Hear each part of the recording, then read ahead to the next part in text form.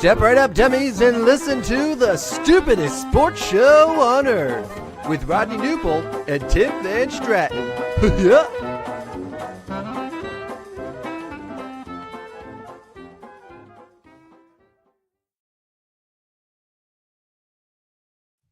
Well, hello, dummies, and welcome to episode number 109 of the stupidest sports show on earth. My name, as you all know, is Tim Maserati Marv Van Stratton. I'm joined by Rodney Newpol. Hi, Rodney. Happy Tuesday. Welcome. A happy Veterans Day to you and all those that served out there. And I know neither one of us served, but we can still say happy Veterans Day to each other and all those veterans that are listening out there. Thank you. And I hope you enjoyed your day today. And, now you can get ready to go to bed with a little stupid sports show. There you go. That sounds like a great Veterans Day. Yeah. The only thing we serve are takes. It's the only service that we've done. But no, I have a couple buddies who are former military, and they have all enjoyed today, but for the reasons that you might not initially expect. It is because a lot of different restaurants in the area offer free food to veterans, like free meals with proof of military ID. So that's what they're taking advantage of today. They're like, it was worth it. The 6 years that I served in the Marine Corps is it's worth it because now I have free Chick-fil-A. Like, yeah. that's there we go. That's worth it, right? So if you're not doing it, you could essentially go all three meals out today and pretty much get free meals if you did it right. Yeah. No, I would say so. So yeah, if you play your cards right, I think that's what a lot of people are going to be doing for sure. Very nice. But anyway, we got a lot to get to tonight. Thanks to everyone who's tuning in on this Tuesday night, a big sports night. I put together the show today, Rodney. I don't know how much you got a chance to look, but we'll get this out of the way nice and early. See you, Brian Dable. See ya. It took yet another late game choke for him to finally lose his job. I've never been someone who is like, oh, I can't stand Brian Dable. I can't wait to get rid of him. Like really, I like Brian Dable, and maybe it's just memories of that first season where they inexplicably made it to the divisional round. But the fact of the matter is, since that season, the Giants have won 11 games. Yeah, that's an 11-33 record over the course of 2.5 seasons. That's not good. That ain't gonna cut it. And it's one thing to be like, oh well, he's developing Jackson Dart, but you could argue that a lot of the losses that now Jackson Dart is having to deal with are the results of poor coaching. Yeah. And that ultimately is going to impact development as well. So I knew it had to happen eventually, but it just it's disappointing. It's disappointing when you think about where the franchise was like three years ago today. Was feeling much different. You're like, yes, finally got the guy. Everything's in place. And then back to square one. Going to be their 5th head coach in the last 8 seasons. Yeah, that's crazy. 5th head coach in 8 seasons. And it just – so I guess the question that everybody will be asking that, and maybe you can help answer, knowing more about the Giants than anyone I know, is who's next?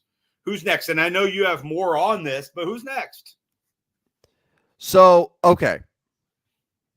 Do you want me to give you the list of who Giants reporters have sort of thrown out there as initial candidates, or do you want me to give you the list of who I would consider? However you want to take this. Where do you want, whatever you want to do with this.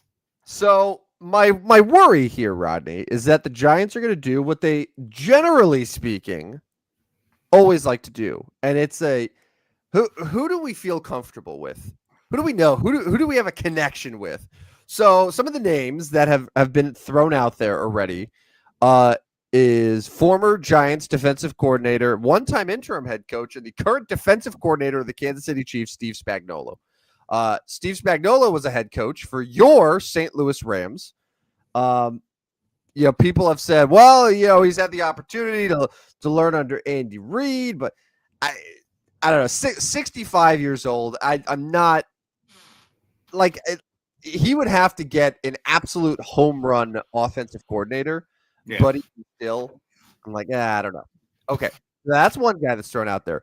Another guy that I've seen thrown out there is Lou Anarumo, the former Bengals, now Colts defensive coordinator, was at one time on the Giants staff and actually interviewed for the head coaching job 3 years ago that ultimately went to Brian Daboll. He's rumored to be in the mix. The other name that I've seen thrown out there is former Giants linebacker and former Raiders coach Antonio Pierce. I don't even think Antonio Pierce is currently on a staff right now. I think he might be doing television work. Now Antonio Pierce as an assistant coach, I'd sign me up. Great.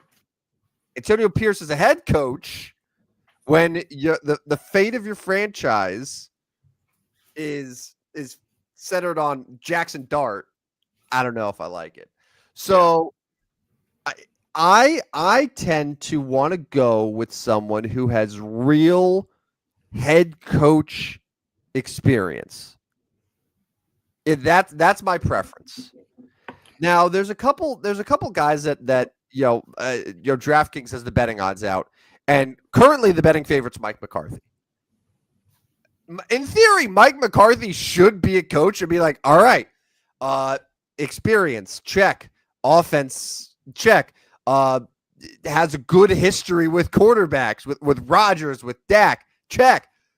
But I don't want him. Mike McCarthy is not exciting at all. No, he's not. No. So it's like, that's not really what I'm looking for. Jeff Hatley is a name that I've seen thrown out quite a bit. The defensive coordinator for Green Bay. Not only is he a New Jersey native, which apparently matters in this to the Giants, but he was, before getting the Packers job, the head coach for Boston College. So he does have years of head coaching experience, albeit at the collegiate level, and the Boston College connection, which, again, matters when you have someone like Tom Coughlin. Like there's a connection there. So right. I think he's definitely going to be under consideration. I do think McCarthy will probably get an interview.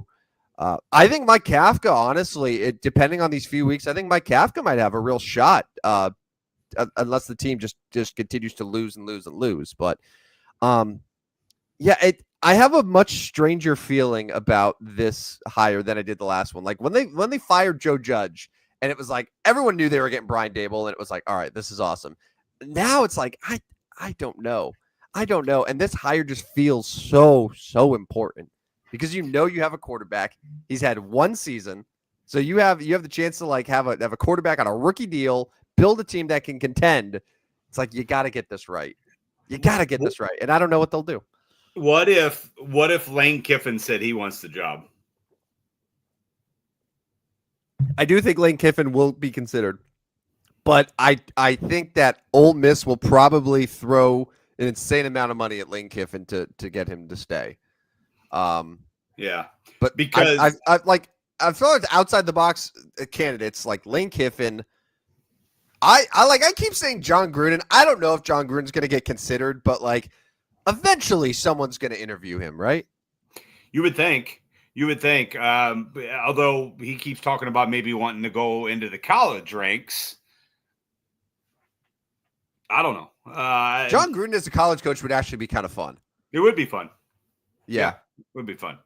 It would be fun. He and especially with the, being able to, recruit however you want, basically. Yeah, it probably would be. And he'd probably get a lot of NIL and he could probably do well. But yeah, those are two names I found interesting. What about Chapel Bill? Yeah. If this was 3 years ago, absolutely. I don't think that's going to be the play. I don't. I don't think so. Will be quite the story. It would be. And everyone knows he loves the Giants. But yeah, I don't think Bill Belichick's coaching in the NFL again. Okay. Any other names? I mean, you could the big coordinators that people are talking about. I mentioned Hatley from Green Bay, Clint Kubiak of the now 7-2 Seattle Seahawks, offensive coordinator. It was believe the passing game coordinator for the 49ers for Brock Purdy's best season when they went to the Super Bowl. He was with New Orleans last year when you remember once upon a time the New Orleans Saints last season had a great offense. Right. And then now with the Seattle Seahawks, I expect Clint Kubiak to be the hot assistant, the offensive guru candidate. Not at the same extent that like Ben Johnson was, but like Clint Kubiak's getting a lot of buzz and super experienced, and obviously has that his dad being a longtime head coach, he knows sort of what goes into the job. Right. Jesse Minter, defensive coordinator from the Chargers, I think is going to get some calls. And I'll throw a couple options at you here, Rodney. I don't think Kevin Stefanski is going to be back with the Cleveland Browns. No, I don't think so either.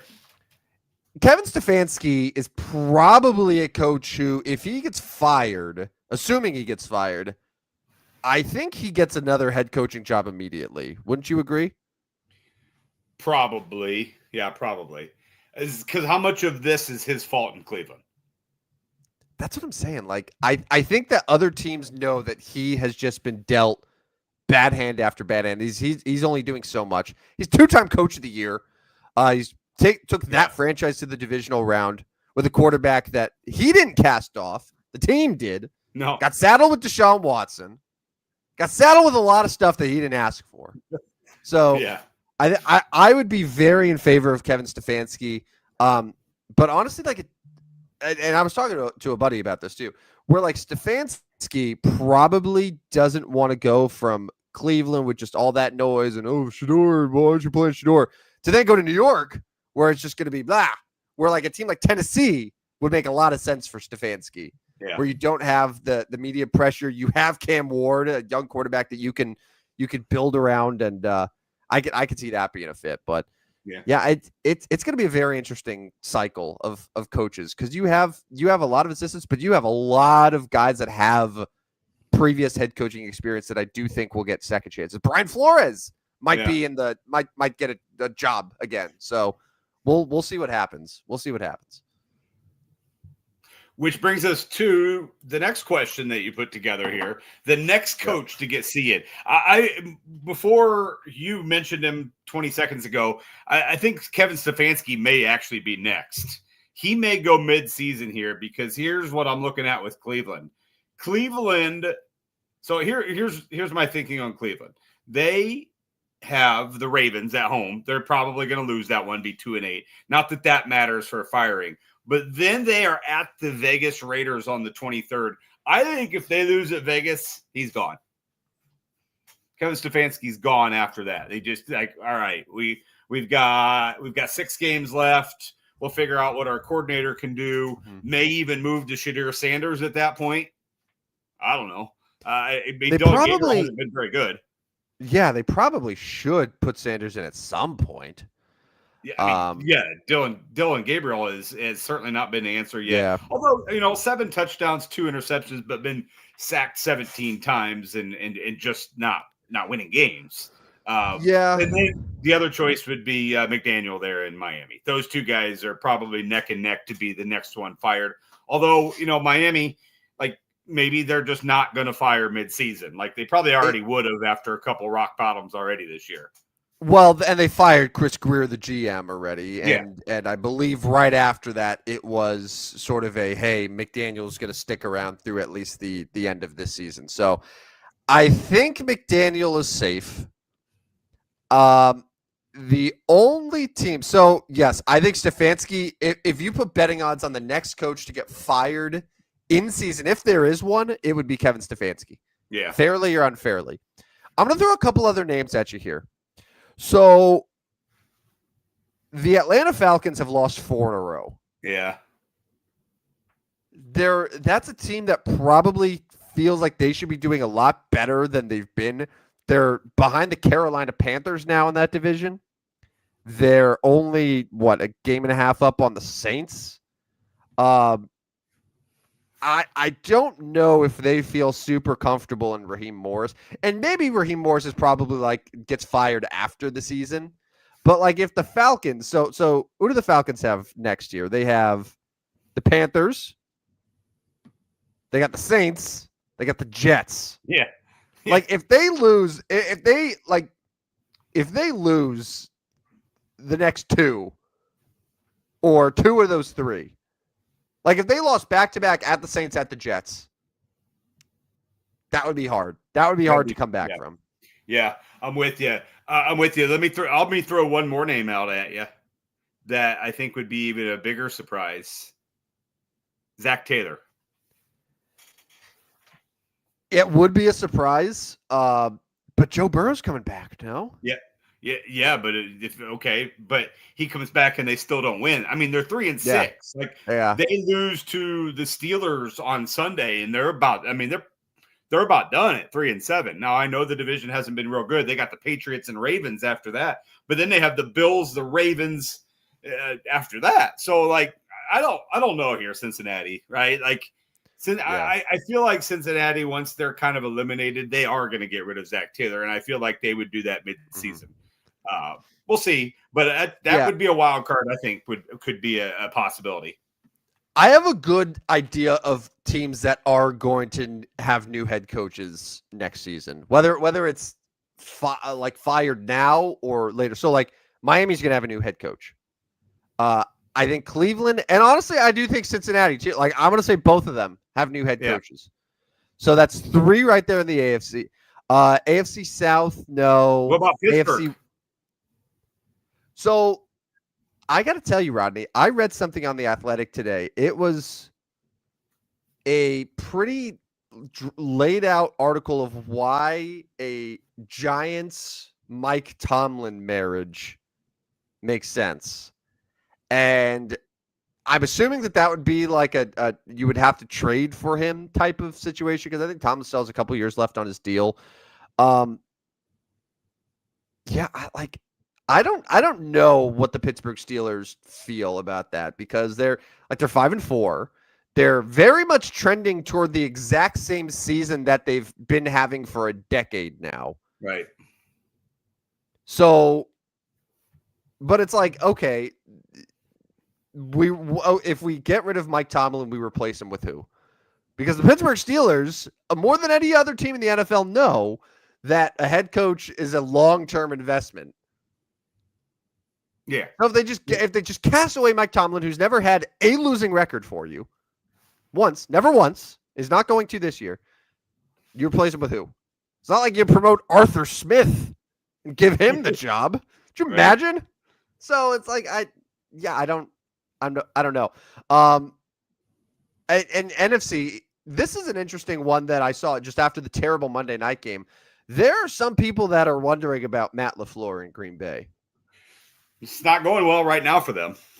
No, and Green Bay's offense, or excuse me, their defense is playing really well, but the offense that's Matt LaFleur's side of the football. That's been shaky. Him and Jordan Love have not been working out. No, and now they're sitting 3rd in the division, behind the Bears, behind the Lions. You've lost games against the Browns.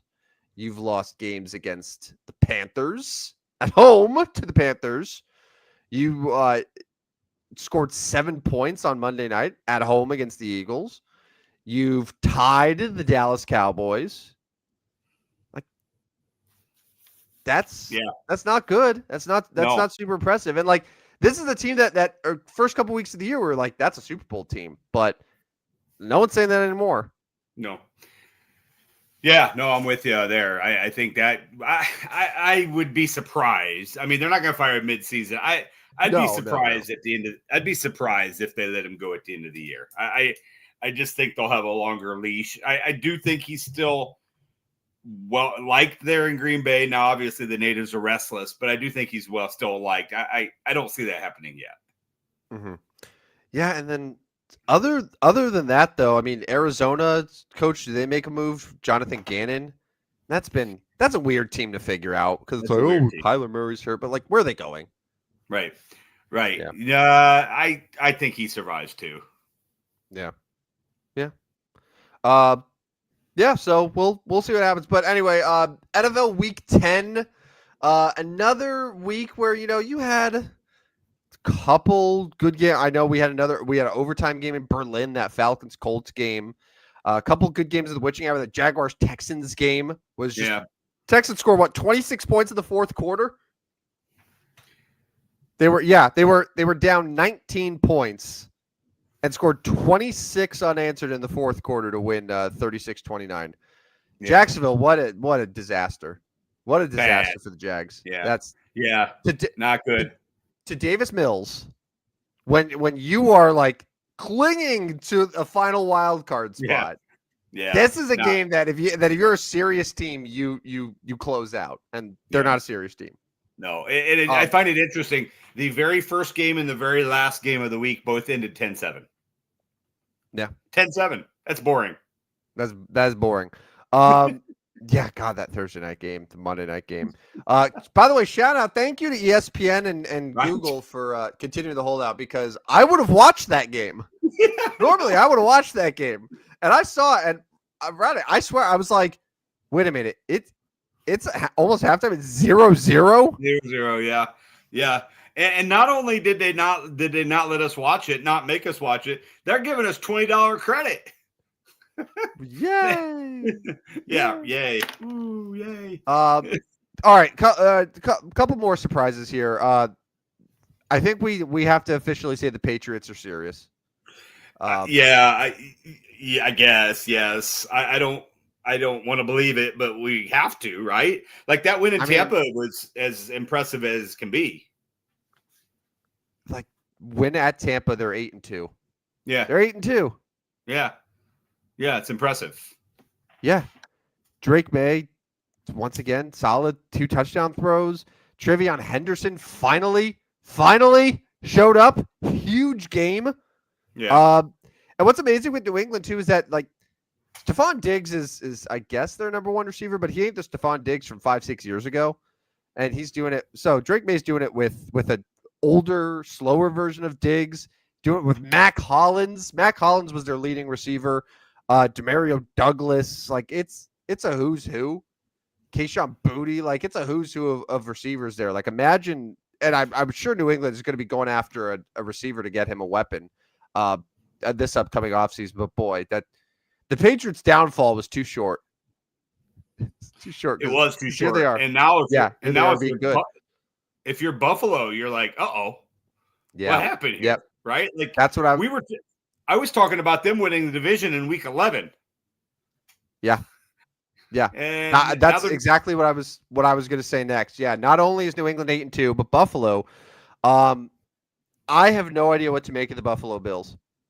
That's just totally unprepared, I guess.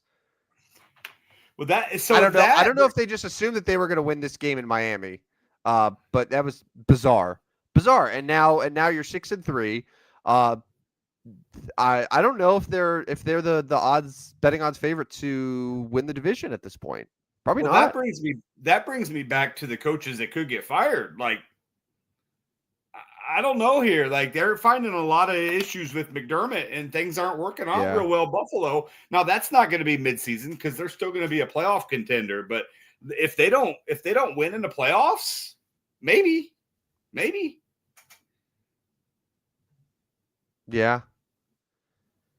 That's an interesting team because here's the things they have to consider now. It's they have Joe Brady, who's an offensive coordinator for them, who's probably going to get head coaching interviews. If you love Joe Brady, do you say, hey, we're going to fire McDermott, but we're going to promote Joe Brady? We want to keep him. Right. Or now there's a certain former Buffalo offensive coordinator who's available. And I've seen more than one person suggest that Brian Dable maybe can go back to Buffalo. And not even just, he's going to get the offense coordinator again, but like, what if he becomes the head coach there? So, yeah, Buffalo has options. I don't think that they necessarily have to say, well, we're stuck with Sean McDermott. This is our guy. I've never personally thought, Sean McDermott is a premier head coach in the NFL. No, I've never thought that. I've thought that he's fine. It's okay, but he's replaceable. He's replaceable. Like Kevin O'Connell to me is irreplaceable for Minnesota. Right. Sean McDermott for Buffalo is not irreplaceable. Right.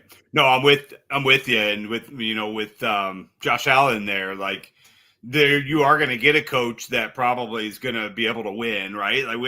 But something's not quite right with Allen here these last couple weeks too. So I think trouble's brewing there if they don't start righting the ship in Buffalo. But we look at AFC odds, they're still right there though, right? Even if they're a wild card team, because I think if you were to say Buffalo at New England in the playoffs, I'm probably taking Buffalo in that game. I'm sorry, I probably am. It's Josh Allen. I'm probably taking him. Now, if it's Buffalo, Kansas City, I'm probably taking Kansas City because history shows the Chiefs win that one. But I don't know. It'll be interesting to see. All right. Couple more things real quick. How about the New York Jets?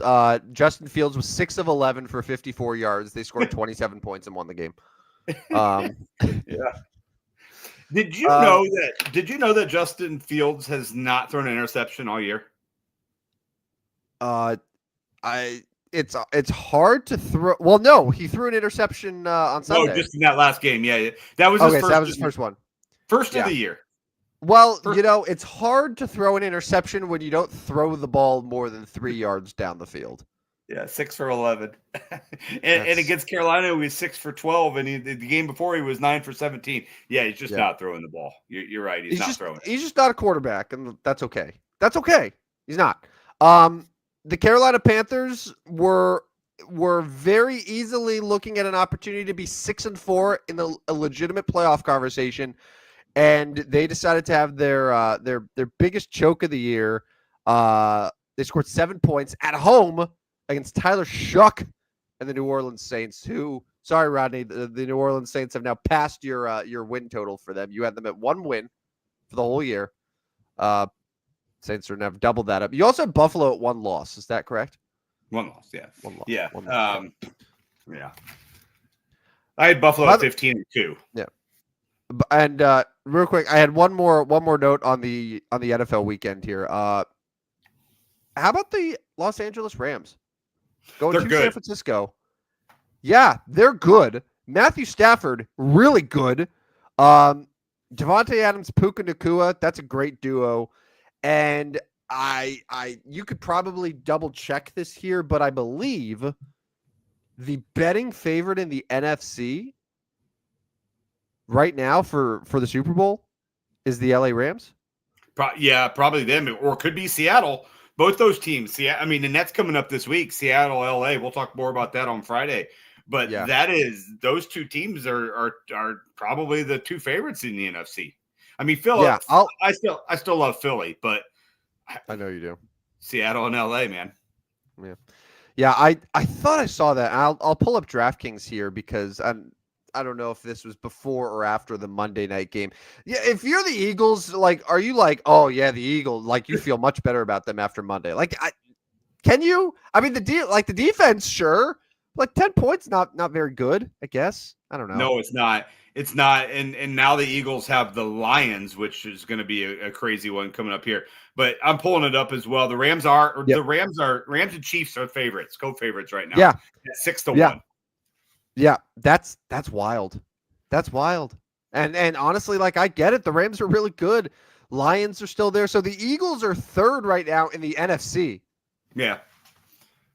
Which is surprising. No, they're second to win the NFC. Rams are 300, Eagles are 370, and Lions are 390.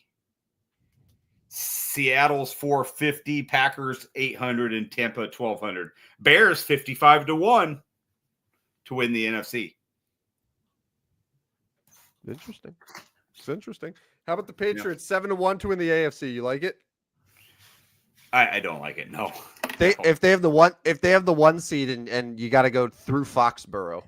In here, every third down. Yeah. Do they still do that? Do they still do that in Foxborough? I don't see enough Patriots games anymore.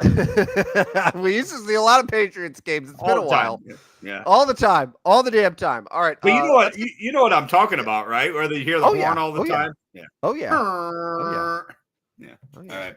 Let's get to my power rankings. Yep, your power rankings. So, Rodney, you've posted the full list on Twitter, but he on this show gives us his bottom 5 teams and his top 5 teams. So, I'll let you take it away here, man. I saw there's some big changes in both. Honestly, both since last week. So, very excited to see where you're at.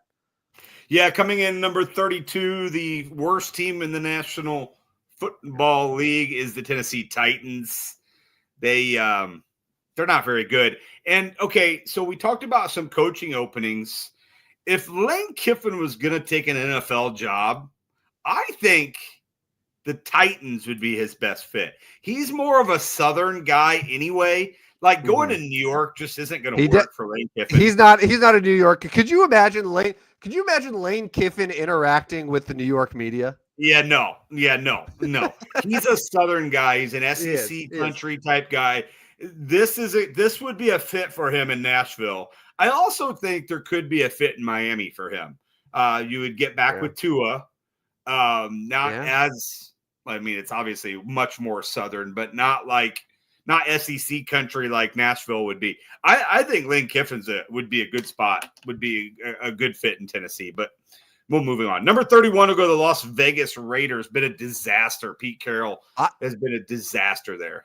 I would be willing to say, Rodney, that the Raiders are the biggest disappointment in the NFL this year. I agree. Because did we think they were going to make the playoffs? No, but we thought it would be a 4-team competitive kind of race in the AFC West.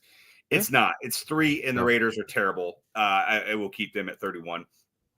The Cleveland Browns are bad as well. We've talked about them. Losing to the Jets did not help their cause. They are 30th here. They seem to be every year playing for the number 1 pick. And here we are. Maybe they'll draft a quarterback. Maybe they'll draft a quarterback with that top pick that they might be getting. But Cleveland Browns 30th. Your New York Giants have fallen to 29th. I tried like hell to get them out of the bottom 5. No, I tried so many times. But they just continue to shoot themselves in the foot. They did it again against the Bears. It's Rodney, they've had 4 games this year. 4 games where they have led by 10 or more points in the second half, and they've lost all of them. Yeah, things are not. That's not good. That's not good. And being below the New Orleans Saints means you're bad. Saints won a game, so got to move them up. So I'll put the Saints at 28. And you know what this means, Rodney? So couple big things. You now officially have the New York Jets outside the bottom 5 teams in the NFL. Which is wild, right? Which is so wild. The New York Jets, bad football team. Honestly, I would put the Saints above the Jets. Yeah. You're probably right. Jets 27, Commanders 26. Commanders. And they just keep going. Whoop, they're just falling down the list. Yeah. Bengals 25, Dolphins 24, Cowboys, Cardinals, Falcons, Panthers round out the bottom 20. So that's that. Top 5 now. There is some changes here. And I really probably feel bad for the Seattle Seahawks. They're still not in it. The New England Patriots still not in the top 5. Denver Broncos still not in the top 5. I'm okay with no Broncos in the top 5. I've enough of them. My number 5 team is Los Angeles Rams, and they continue to skyrocket up the rankings here. I could see a potential where they move to a top 3 team, and maybe they should be already, but they've been really good. They, you said they're the odds-on favorites to win the Super Bowl. They're number 5. Los Angeles Chargers, number 4. They look pretty good on Sunday night. It was pretty bad by Pittsburgh, but that's a game you got to win if you're the Chargers. You're at home.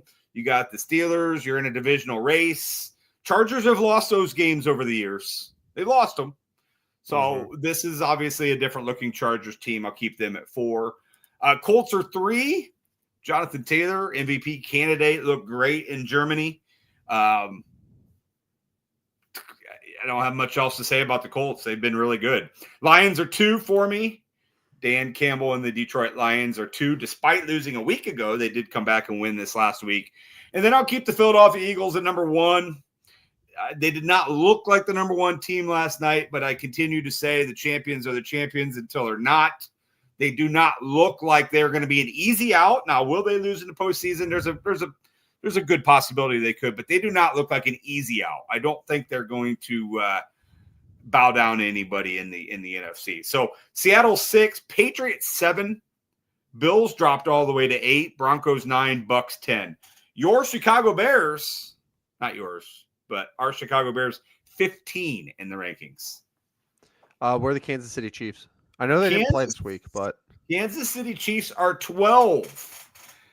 The Green Bay Packers are 11, and San Francisco 49ers are 13. Does it concern you at all, Rodney, that the team that is the co-favorite right now to win the Super Bowl is 12th in your power rankings? Yeah, I mean, yeah, but like, how many times have we seen the good Chiefs this year? Like, I would say probably when have the Chiefs looked the best? I don't know. Like, I haven't ever been like, ooh, boy, those Chiefs. Now they've won games. It's like, oh, they look like they might be coming back. They're outside the playoffs right now, right? Like, if the playoffs started tomorrow at 5-4, they're not in. I'm just trying to think, like, their wins. They beat the Commanders 28-7. They beat the Raiders 31-0. They did beat the Lions 30-17. That's probably the game that I would be like, yeah, it's pretty good. And then the other one was the Ravens 37-20 at the end of September. Now, at that point, probably a good win. You look at the stretch the Ravens had at the end of September and October, not so much of a great win. Now, if they were to if Kansas City beat Baltimore tomorrow, okay, that's probably a pretty good win. Baltimore's playing pretty well.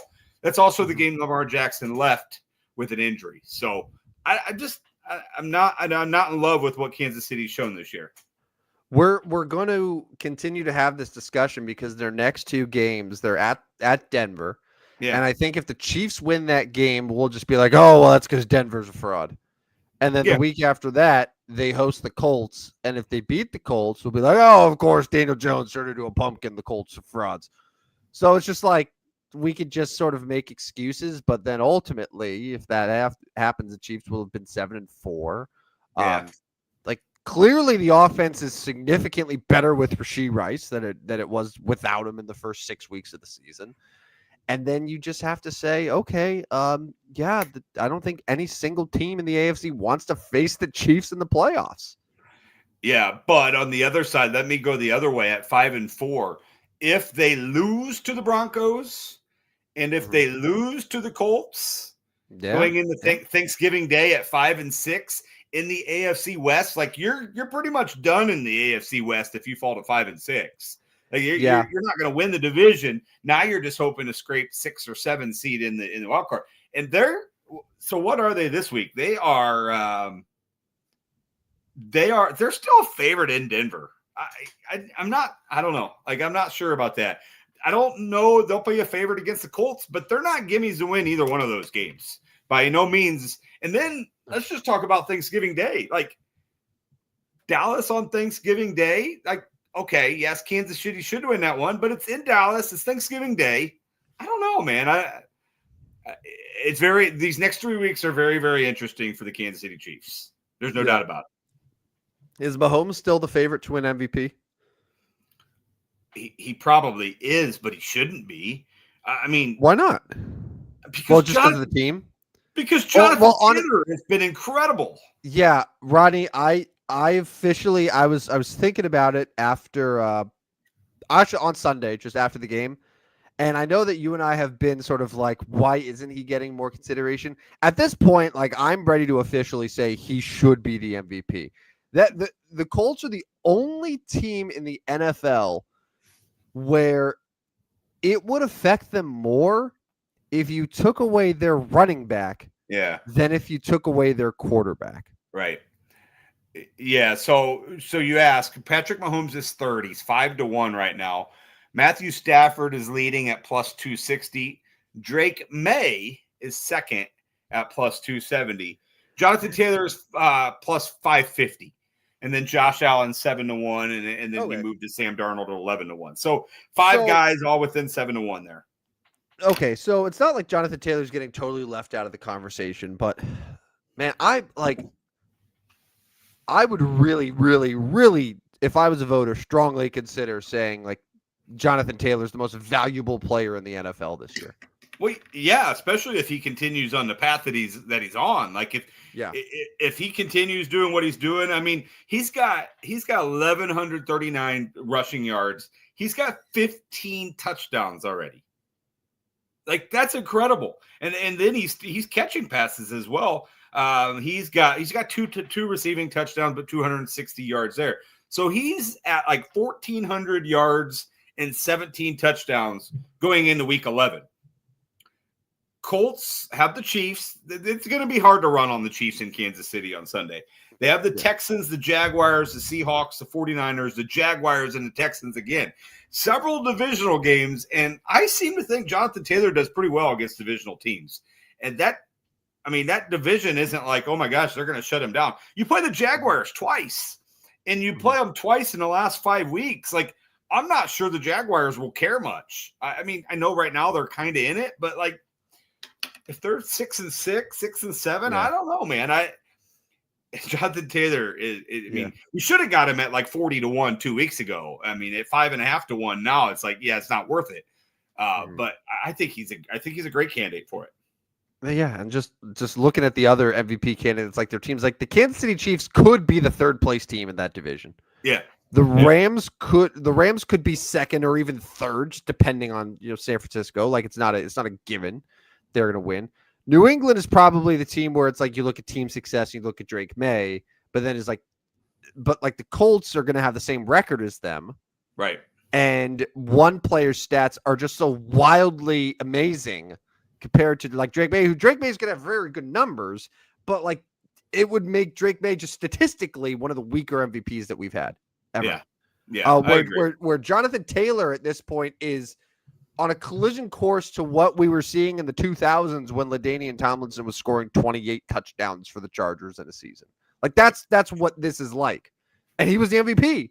And everyone, and in a league that had Peyton Manning and Tom Brady and all of these guys and Brett Favre, like he was the MVP. So why can't it happen this year? So I'm totally with you. If I had to vote right now, 10 weeks in, Jonathan Taylor's my MVP. We'll see if it changes in 2 months, but that's where I'm at. All right, let's switch gears here. Talk a little NBA here. We've already got about 45 minutes on the show. See Nico Harrison. 9 months after trading Luka Doncic, he is no longer employed by the Dallas Mavericks. The Mavs are now, granted, Dallas is dealing with injuries, but I feel like Dallas is always dealing with injuries.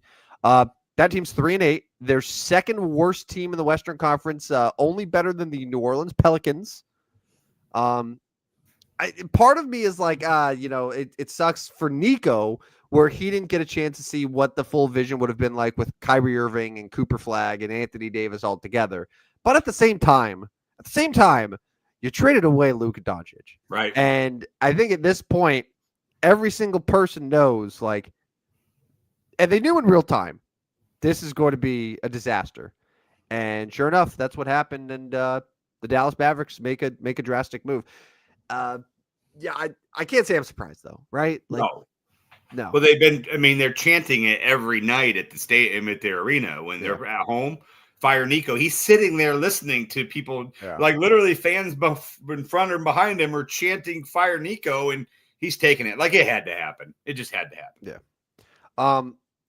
It's funny. Like you look at his total resume, aside from that trade, I don't think anyone said he was a bad GM. No. That team made the NBA Finals. He pulled off a pretty decent trade for Kyrie Irving. They've made moves. Now, probably letting Jalen Brunson go was not ideal. So I wouldn't say, oh, he was a great GM who made one bad decision, but do you think he'll ever be a general manager in the NBA again? I mean, I do, and I'll go back to this. Like, I mean, if Kyrie Irving's playing right now and Anthony Davis sucks it up and plays a little bit, like Nico doesn't get fired because they play better. They're winning games. Mm-hmm. And then I don't want Cooper Flagg as my point guard. I don't want him running the point, but that's not on Nico. That's on Jason Kidd, right? Like, yeah. I mean, Cooper Flagg has not been terrific to start his career, but I also like he has no business running the point for that team. Like he shouldn't be running the point. Like, can he do it? Fine, but like that's not why we got him. You didn't get him to run the point for you. So those are things on Jason Kidd, and maybe Nico hired him. I get that, but I don't know. Yeah, he'll be a GM, I think. I mean, I don't know how old he is. He seems like he's young enough and bright enough. He should be able to go somewhere. But yeah, it was needed, but I'm not sure how deserved it was. Now I'll leave it at that. What did they need to do it? Yes. Did he deserve it? I'm not so sure. All right, I have a few NBA hot takes for you as we're about the 3-week benchmark of the NBA season. Mm-hmm. It's been a fun year so far. Lots of good high-scoring games. Last night had more incredible games in the NBA. Tonight we've seen, the Knicks put up 133 against the Grizzlies. Celtics 76ers was a nail biter that Philly was able to win by 2 points late in that game.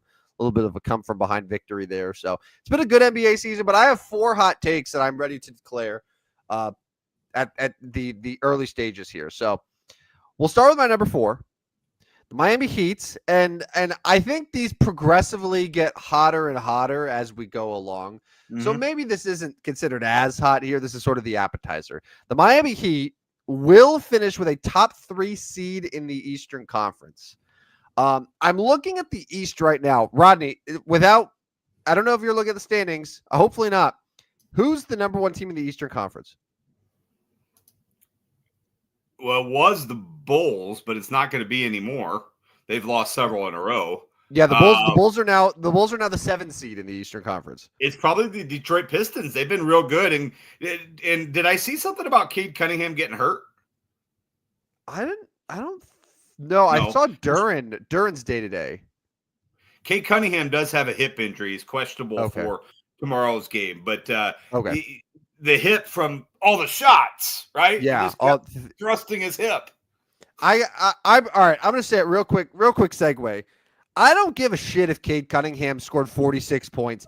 He missed 31 shots. He missed 31 shots. That's not a good game. No, it's not. That's not a good game. No, it's not. It's not a good game. Okay. No.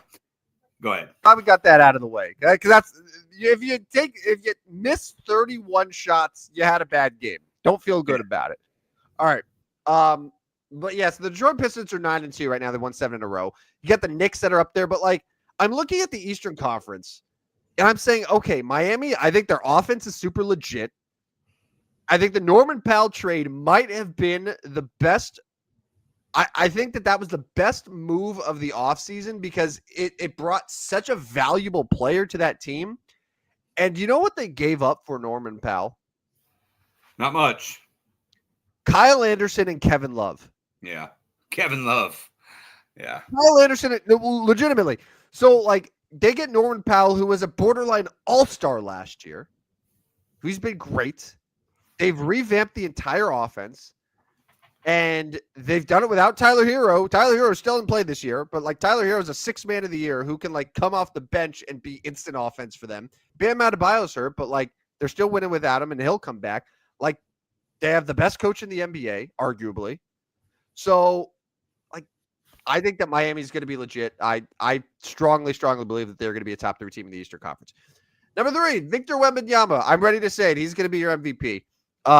And he will be the youngest MVP in NBA history. Derrick Rose is currently the youngest at 22 years and however many days. Wemby will beat him by a few days, and Wemby's going to win his MVP this year. He's going to finish like 28 and 15 with 5 blocks a game. The Spurs are going to win 50 plus games, and I think Wemby's going to be your MVP. I was trying to see what Wemby's odds were. You can go ahead and continue on, and I'll find the latest MVP odds. I know it's early, 3 weeks in, but I'll see what odds you can get him at. Go ahead. Yeah, I mean, Luka's going to be there, and Jokic and Giannis and stuff. But no, I think this is Wemby's year. He's arrived. All right, number 2, Rodney. The Oklahoma City Thunder. They won again tonight against Golden State. They were up by 30 at one point in the second half. They're 11-1. They are overwhelmingly the best team in the NBA once again. And I think the Oklahoma City Thunder, who have only become deeper than they were last year, with guys like AJ Mitchell now in the rotation, I think OKC is going to be join an elite club of NBA teams to have won 70 games in a season. I think the Thunder, I don't know what they'll finish at, but I believe 70 will be hit for the Thunder this year. They're 11-1 right now. They're doing it without Jalen Williams, who's their third best player. There's no stopping the Oklahoma City Thunder, and I think you're going to see a historic season from them. Okay. And that brings me to my final hot take. The record low for teams in a season to finish above 500. So in the lockout year in 1999, there were only 15 of the then 29 teams who had a winning record. So about half the league. I'm looking at the NBA landscape right now, and I see a lot of bad teams. I see a lot of bad teams, and I see a lot of like top-heavy teams like OKC and Denver that are going to win 60-plus games. So I was doing some look at the standings, and I'm counting and I'm calculating. And I'm saying, you know what? I don't think we'll get any more than 14 teams that actually end up with a record above 500 this year. Like, it could legitimately be 7 in the East, 7 in the West. And that would be unfortunate, because I think that it's good when I like, in the Western Conference when you have 10, 11 seeds that are all above 500, but I just don't think we're going to get that this year. Like, the play-in right now in the West is Phoenix, Golden State, Portland, and Memphis. Portland, Memphis, and Phoenix are not going to be above 500. I'll tell you that right now. And then it's like Sacramento, Utah below them, like Dallas, not gonna be winning team. And then the East, it's Toronto, it's the Bulls, it's the Hawks, Charlotte, Boston. You're not gonna get a lot of winning teams there. So I think it'll be NBA history in a bad way. Fewer than 15 teams will get a winning record when it's all said and done. We still have 3 teams with only 1 win. And that is the Nets, Pacers, and Wizards. Right. And they don't look like they're going to win anytime soon either. No. And guess what? None of them will win the draft lottery, because the NBA draft lottery is galactically stupid. And it'll end up going to Boston, because Boston who will win 38 games, and then they'll get the number 1 overall pick at a 1.3% chance to do it. Yeah. MVP odds, there's 5 guys that have decent odds. SGA is plus 180. Jokic is 3-1. Luka is 3.5-1. Giannis is 5.5-1. Wemby is 6-1. So those 5, and then next is Cade Cunningham at 30-1. Tyrese Maxey 50-1. So those are your top So NBA. there's a clear 5. Yeah. There's a clear 5. And Wemby's in that group of 5. I'm going to tell you right now, people, this is going to be your last chance to buy it. The last chance to get the Wemby stock. So I'm just saying, make it happen. All right. Should we go best bets for betting? Let's skip. We can skip over college football ranks. Yeah, let's do best bets for betting. A recap here for best bets, and I'm happy to report that history was made for Rodney Newpell this week, and I'll let him report it. And I gained a gain on you. Friday night, Spurs beat the Rockets. Good work. And you were going to take it. You missed out. You could have had a second one there, but Spurs beat the Rockets. That's okay. I went with the Spoelstra house on fire emotional win for the Miami Heat, because that's just what you gotta do, I guess. For by the way, real quick, did you see that there's rumors that the mob was responsible for burning down Eric Spoelstra's house because of the the whole Terry Rozier thing? Like there was some sort of connection with that. I have not, because I'm not really interested in seeing conspiracies. Right. Maybe it is. No, I'm not either. But I saw it today. Figured the audience should know. Anyway, all that to say, the Heat did cover 4.5 points against the Hornets. So here we go, Rodney. Here we go. For the first time in 10 weeks. History was made. The USC Trojans took down the Northwestern Wildcats. And I got it right. My first college win in a long, long time. I started 2-0. Big move. Not a good college week for me. Indiana finally took a step back.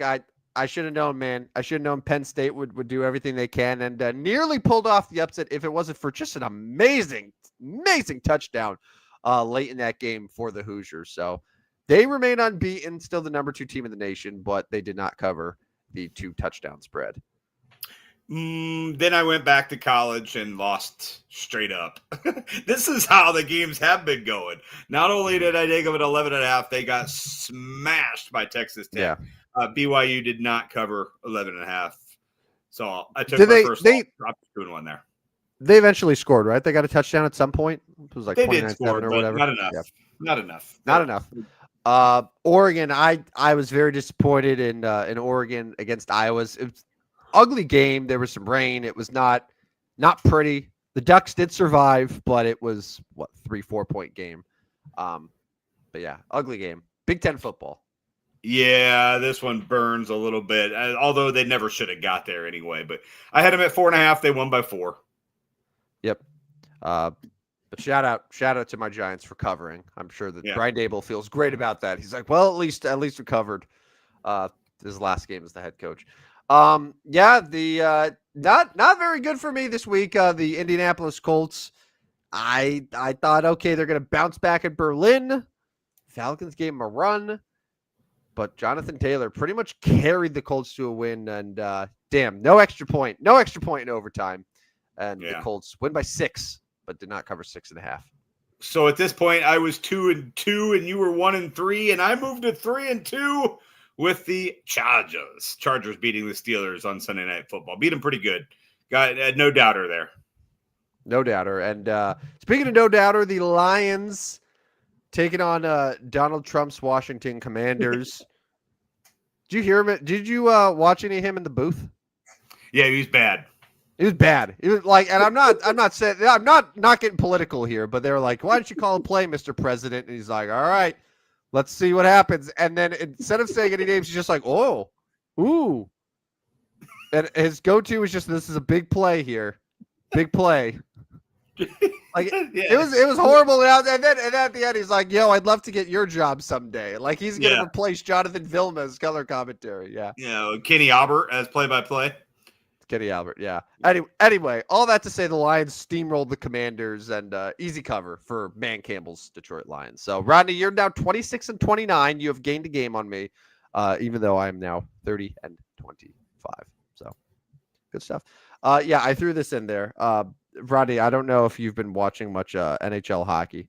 The St. Louis Blues aren't playing well, but for the first time in like a decade, my Anaheim Ducks might be good.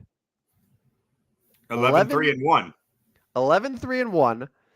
The highest scoring team in the league. Coach Q has those boys fired up. Leo Carlson is officially in the conversation as one of the NHL's great young superstars, and currently playing the Colorado Avalanche right now, who are the best team in the NHL. It's a game on TNT, and it's 1-1 in the second. So they're going back and forth against a team that is looking like a cup contender right now. So very exciting. The Ducks won 7 in a row, looking to make it 8 tonight in Denver. So finally, a good thing happens to me. We ready to do a Mount Rushmore of 9? Yeah, let's do it. All right. Couple obvious ones right off the bat. The baseball world, I think that the one big one is Splendid Splinter.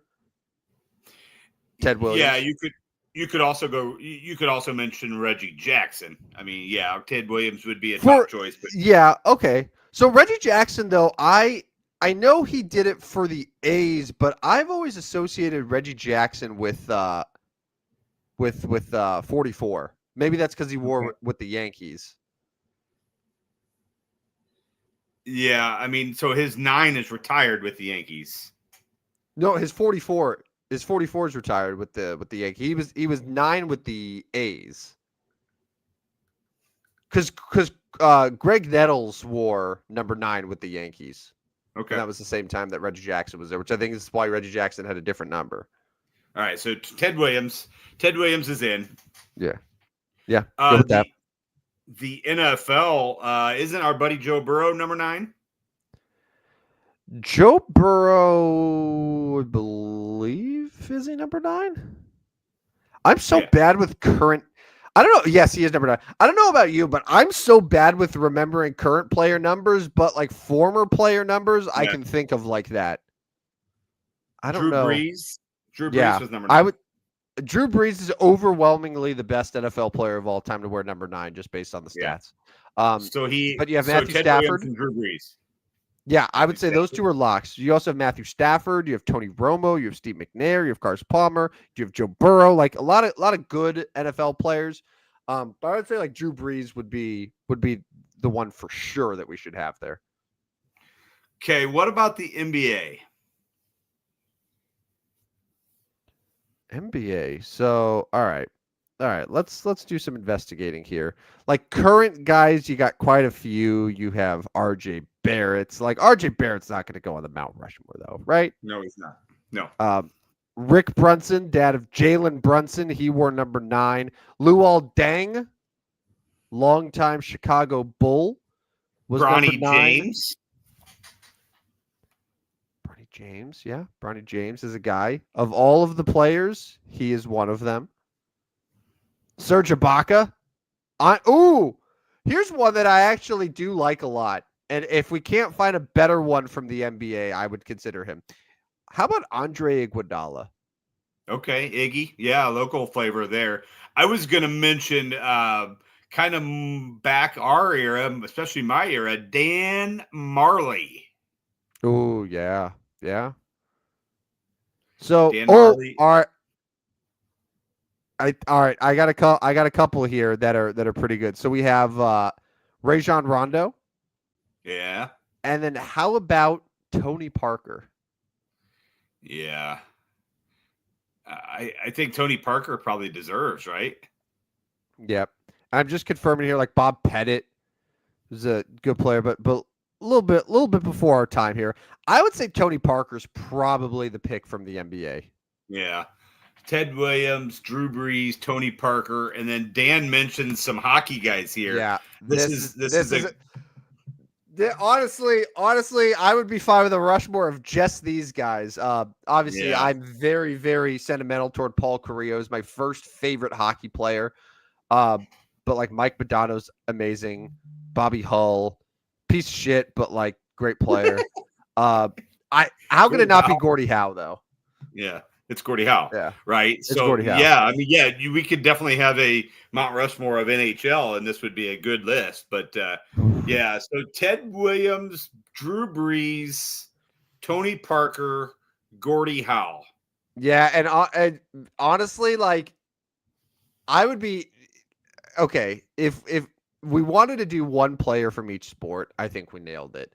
If we wanted to just take the 4 best players, period, I would say we'd kick Tony Parker off and then we'd do another one of these hockey dudes. But I'm good with just having Parker there and we just do like one from each of the major sports and we call it that.